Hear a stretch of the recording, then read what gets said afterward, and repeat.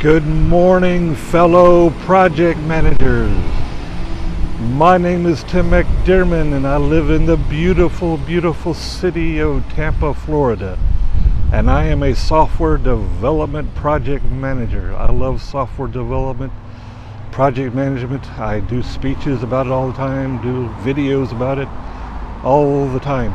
And now today I'm doing a series on Agile coaching. And my last presentation, my last video was on how to coach at the individual level as an Agile coach. Today I'm going to talk about coaching Agile teams. Now there is a whole lot of material out there on how to coach Agile teams. I can't cover all of it in the 1, 2 minute or 3 minute video. What I'm going to talk about today is just the phases that a new team goes through when they're trying to come together and become a high-performing team. Speaking of high-performing teams, one very high-performing team from Tampa is the Bucks, the Tampa Bay Buccaneers. I'm standing in front of the Buccaneers Stadium, the Raymond James Stadium. So this is an example of what good coaching can do. It can coach you to a Super Bowl victory. Now, coaching Agile teams go through 4 phases. They go from forming, storming, norming, and performing. As a coach, you try to accelerate their journey through those phases.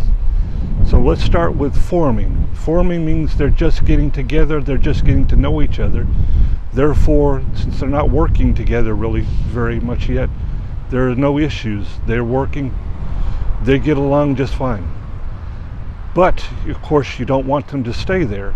So you start out by coaching them, training them in the Agile processes and methodologies, which gets them to the next stage. The next stage is storming. Now they've learned these methodologies and their principles, and they're trying to practice them, and in putting them into practice, they're going to run into conflicts with each other. So that's the storming phase. Now how you get them beyond that is, as an Agile coach, you use your facilitation skills to get the team to work and communicate with each other better.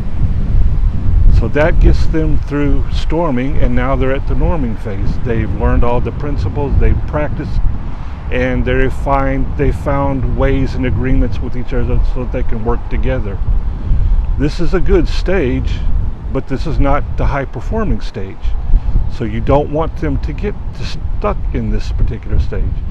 Therefore, you need to coach them in how to look at continuous process improvement. You need to get them to find ways to continuously look for ways to work together better, more efficiently.